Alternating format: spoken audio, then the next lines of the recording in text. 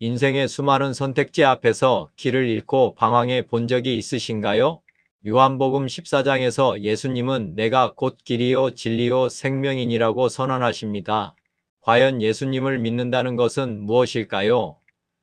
그리고 그분을 내 삶의 구원자로 받아들일 때 우리 삶에는 어떤 기적 같은 일들이 일어날까요?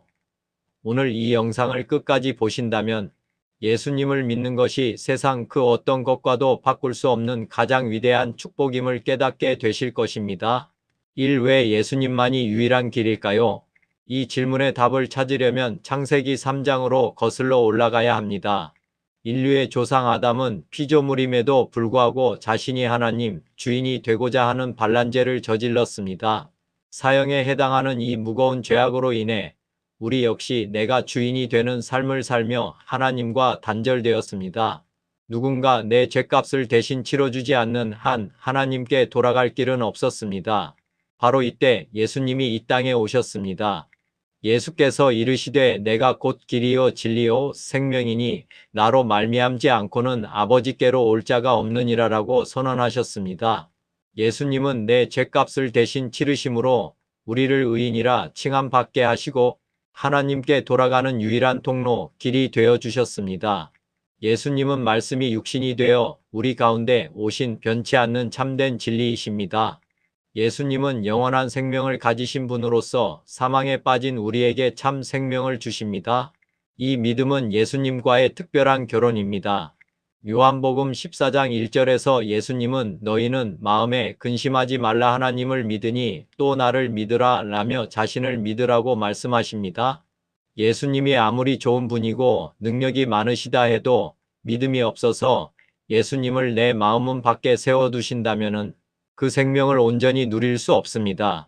많은 사람들이 예수님께 나와서 치유 등의 은혜를 받아 유익을 얻었지만 그들은 주님을 주인으로 믿지는 아니했습니다.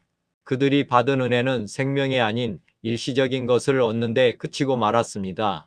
부뚜막에 소금도 집어넣어야 짜다는 옛말처럼 영원한 생명을 얻으려면 예수님과 내가 긴밀한 관계를 맺어야 합니다. 긴밀한 관계를 맺으려면 반드시 하나님에 대한 믿음이 필요하기 때문에 서두에 믿음을 말씀하신 것입니다. 그렇다면 이 믿음은 어떻게 생겨날까요? 그것은 남녀가 만나 사랑에 빠지고 마침내 결혼에 이르는 과정과 같습니다. 처음 만난 남녀처럼 보이지 않는 하나님을 처음부터 깊이 사랑하기란 쉽지 않습니다. 처음에는 어색할 수 있지만 자주 만나고 서로를 알아가는 과정이 필수적입니다. 예수님과의 사귐도 동일합니다. 믿는다는 것은 예수님과 함께 사는 관계가 되는 것을 말합니다. 즉, 믿음은 예수님과의 특별한 결혼과 같습니다.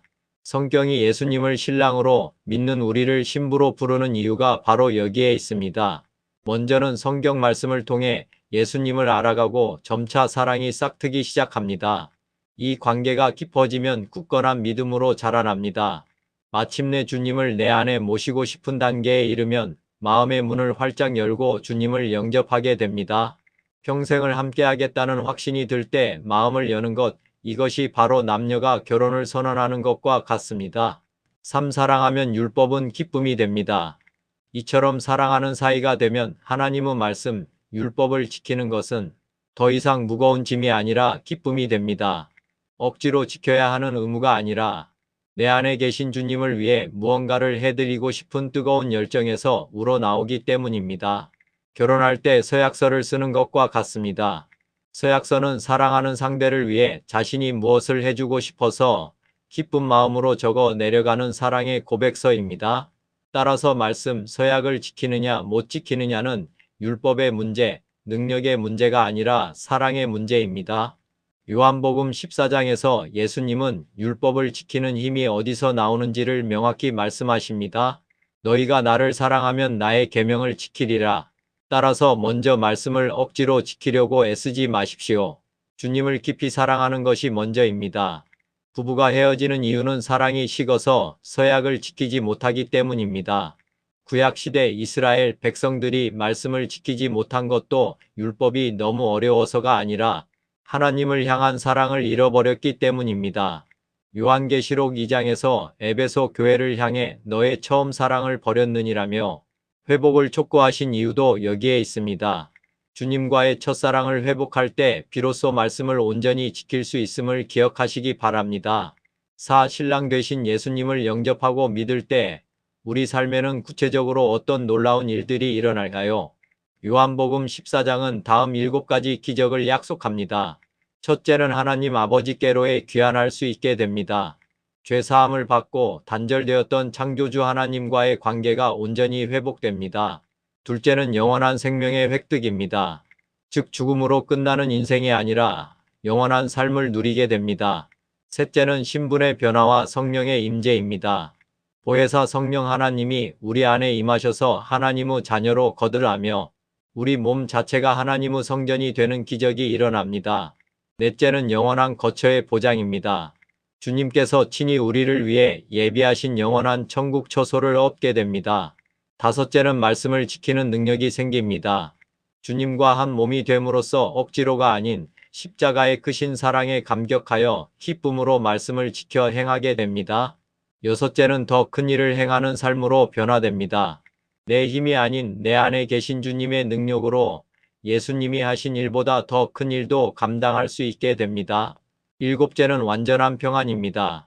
세상이 주는 것과 다른 참된 평안이 임하여 삶의 모든 염려와 걱정이 사라집니다. 오늘의 나눔을 정리하겠습니다. 예수님을 믿는다는 것은 우리가 이 세상의 그 어떤 노력으로도 얻을 수 없는 하늘의 보화를 소유하는 길입니다. 그것은 죽음을 넘어선 영원한 생명이며 창조주 하나님과 가장 친밀한 사랑을 나누는 완전히 새로운 인생의 시작입니다.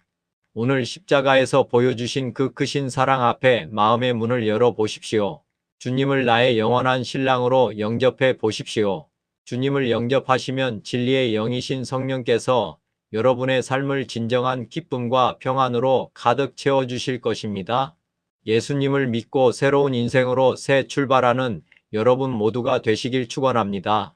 믿음으로 주님이 예비하신 이 모든 놀라운 은혜를 누리게 하신 하나님께 영광을 올려드립니다.